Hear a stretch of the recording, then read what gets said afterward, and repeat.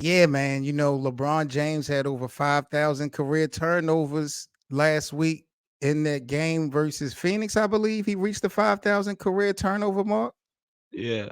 And a lot of people had a lot to say as far as criticism on LeBron James. And I had to bring up the fact that Kobe Bryant is right behind him, Mhm. like number three, when we talk about all-time career turnovers.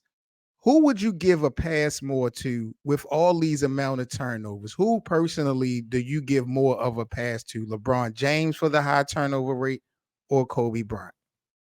I'd probably edge it to Braun just because he has always been like he's the more all around player. So he in his offensive bag, he's looking to make the right play. You know what I'm saying? Pretty much at all times.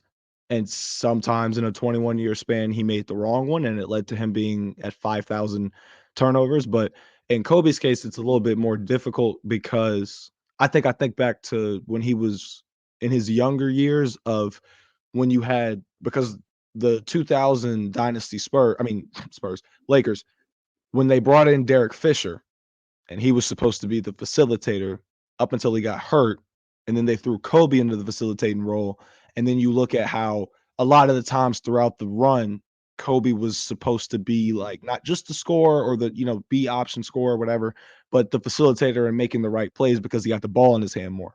He was taking more shots than Shaq, all of that. So you factor all that in and you think to yourself, okay, that makes sense in a way, but with LeBron, it's like that's always been his game since the moment he stepped foot in the league, was trying to make the right play, trying to be an all-around basketball player, like pass first, if you will, between the two. So I'll give him the pass on that. Yeah. 21 years too. Y- You know, by default, if you have a high usage rate, more or less you're going to make more mistakes.